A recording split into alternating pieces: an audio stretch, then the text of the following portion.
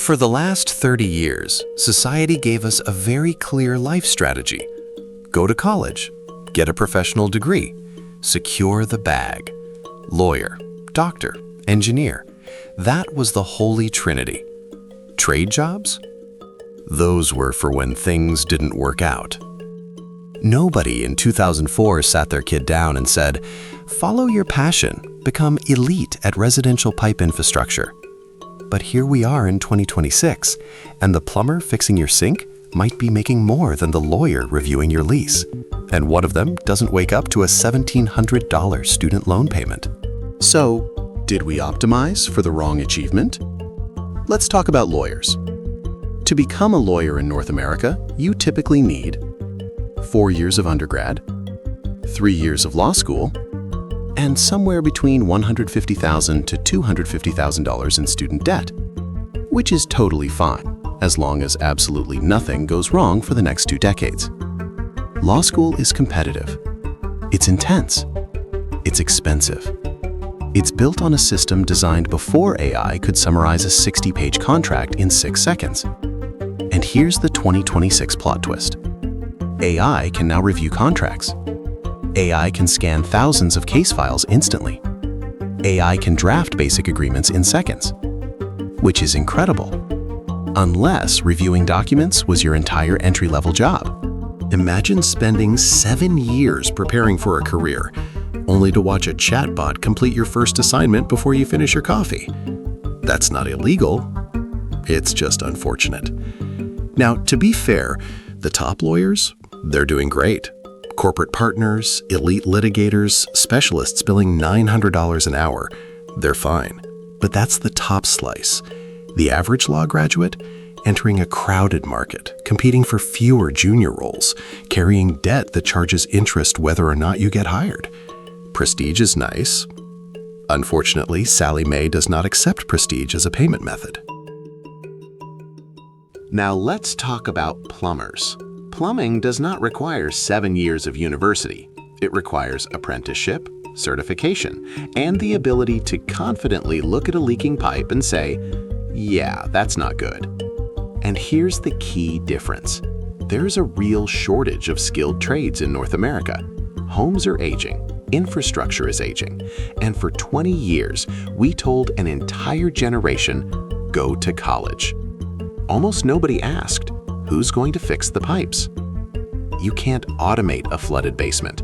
You can't outsource a broken water heater to a server farm. When water is spraying across your ceiling, you are not opening ChatGPT.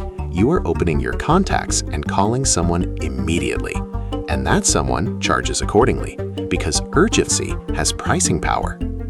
Many licensed plumbers in major cities are earning 6 figures without starting adulthood $200,000 underwater.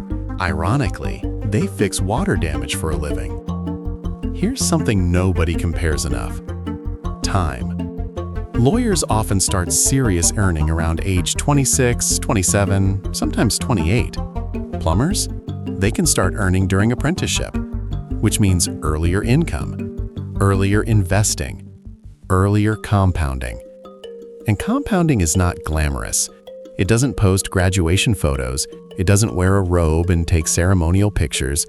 It just quietly builds wealth while someone else is studying for finals. By the time some lawyers finish paying off debt, a skilled tradesperson might already own a home, or rental property, or a small business. Now let's talk about the psychological part. Say this out loud. I'm a lawyer. Now say, I'm a plumber. One sounds impressive at a dinner party. The other sounds like someone who will survive a recession. One gets applause. The other gets paid. For decades, we rank careers based on status, not supply and demand, not automation risk, not economic leverage. The market does not care about vibes. The market cares about scarcity. And right now, skilled labor is scarce. Entry-level white-collar work? Increasingly optimized, which is a polite way of saying, AI just entered the chat. Scroll social media long enough and you'll see the flip. Tradespeople showing income breakdowns, contractors flexing new trucks, electricians talking about expanding their businesses. Meanwhile, white-collar workers are posting about layoffs, hiring freezes, AI anxiety, career existential crises. Plot twist of the decade. For the first time in decades, 18-year-olds are asking a dangerous question. Is college automatically the safest path?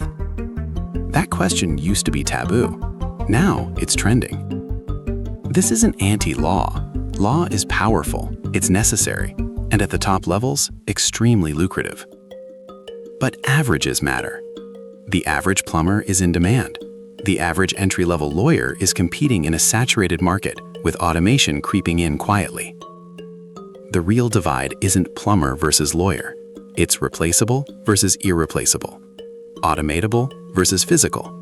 Oversupply versus shortage. In 2026, the winners are not defined by how impressive their job title sounds. They're defined by leverage. Can your skill be outsourced to software? Can your work be done remotely by someone cheaper? Can an AI summarize what you do? Or does someone physically need you to show up? That's the uncomfortable shift. A lot of us were given advice based on a world that no longer exists.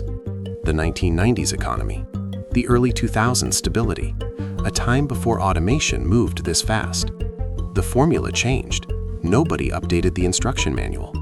And now an entire generation is realizing prestige is not a hedge against disruption. So maybe the real question isn't law school or trade school. Maybe it's this. Am I choosing a title or am I choosing leverage? Am I chasing something that sounds impressive or something that compounds? Because in 2026, one of those survives disruption. The other just looks good on LinkedIn. So if you were 18 today, which path are you choosing? And more importantly, which one will still exist in 2036?